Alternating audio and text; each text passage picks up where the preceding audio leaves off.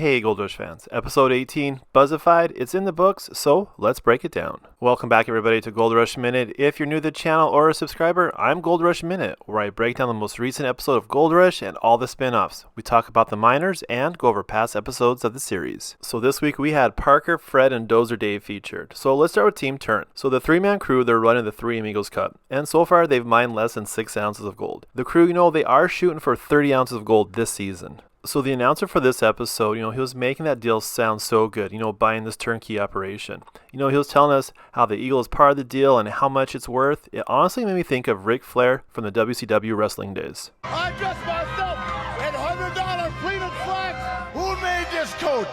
Hugo Boss, Armani. So now this episode, Dave's using the word potential a lot here, and for me, I personally hate this word. All potential means is nothing. You have the potential of winning the lottery. You have the potential of mining $10 million. All this means is nothing.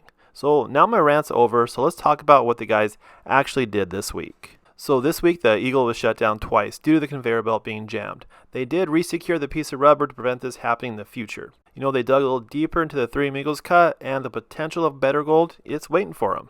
So basically, other than a few mishaps, the Team Turn, they ran pretty smoothly this week. So let's talk about the gold now. So the guys ran 2,000 yards of pay dirt. This is 600 more than last time, and they mined 6.86 ounces of gold. Looks like the potential payday, it didn't happen this week. Jason was pretty vocal at the end of the episode. He was having a lot of doubts about this potential opportunity.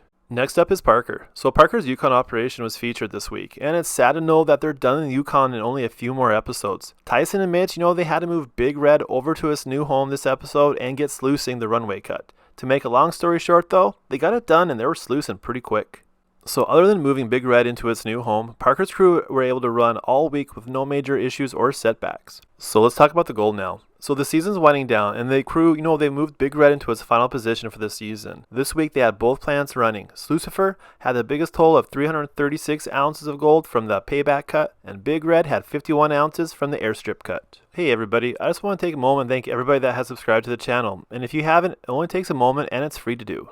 So finally, Team Misfits. So this episode was all about Buzz and how vital he is to the whole operation. And I'll say this again, without Buzz, Team Misfits, they wouldn't have any gold this season. So Brandon came to Fred this episode in need of his dozer to clear Golden Acres. Fred did agree, but only because he felt obligated. The whole crew complained about this agreement because, they honestly do need that dozer. And, to quote JB, they had a bad feeling about it. So to make a long story short, the dozer did end up breaking. So here's some questions for everybody. So was it Brandon's fault? In my opinion, no. Is the machine outdated and should it be parted? Yes. Should it be left to rust somewhere? Absolutely. Was Brandon too rough with it? I didn't see that. So should he be liable for breaking it? Absolutely not. So in my opinion, the way the entire Team Misfits acted towards Brandon was very cowardly, except for Buzz. It seemed like they were looking for an scapegoat for their horrible season. While Fred and Stu were playing good cop, bad cop with Brandon, basically a BS move on Fred's part.